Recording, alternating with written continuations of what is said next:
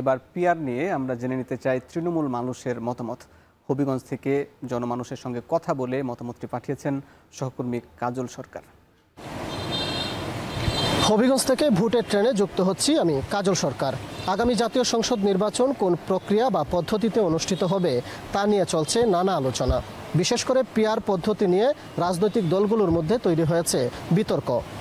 তবে পিআর পদ্ধতি নিয়ে সাধারণ ভোটাররা কি ভাবছেন তা জানবো আমরা। পিআর পদ্ধতি আসলে একটি আন্তর্জাতিক যদিও সিস্টেম, কিন্তু বাংলাদেশের প্রেক্ষিতে এটি কতটুকু কার্যকর সেটা আসলে অবশ্যই আলোচনার দাবিদার। সব মিলিয়ে আসলে আমার মনে হচ্ছে বর্তমানের প্রেক্ষিতে আমরা হয়তো আমাদের আগের যে নির্বাচন পদ্ধতি সেটি পিআর পদ্ধতি থেকে তুলনামূলকভাবে বেশি কার্যকর হবে। আমি মনে করি যে পিআর সিস্টেমের মাধ্যমে নির্বাচন হইলে হয়তো জানি না, আল্লাহ ভালো জানেন আমাদের জন্য কি আছে, কিন্তু পিআর সিস্টেমে যে সবার প্রতিনিধিত্ব থাকে তাইলে আমার মনে হয় যে সবার যে মতামত পাবলিক সেন্টিমেন্ট এটা সংসদে উত্থাপন হইব। কেউ বেশিরভাগ হইতে চাইলেও জনগণ তা প্রতিহত করার সুযোগ পাইবে এবং আন্দোলন করার সুযোগ পাইবে। যদি পিআর পদ্ধতিতে নির্বাচন হয় তাহলে সকল দল, একদম বড় পর্যায়ের দল থেকে একদম ছোট পর্যায়ের দল, সকল দলের প্রতিনিধি সংসদে থাকবে।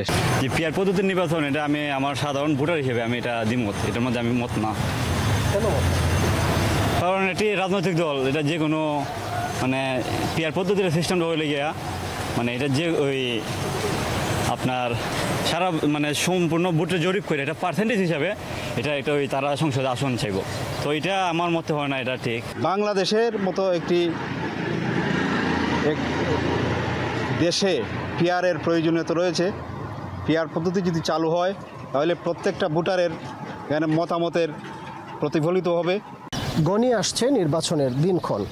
যে পদ্ধতিতেই নির্বাচন অনুষ্ঠিত হোক না কেন, সাধারণ মানুষের প্রত্যাশা একটি নিরপেক্ষ এবং শান্তিপূর্ণ নির্বাচন, যার মাধ্যমে সুদৃঢ় হবে দেশের গণতান্ত্রিক ব্যবস্থা।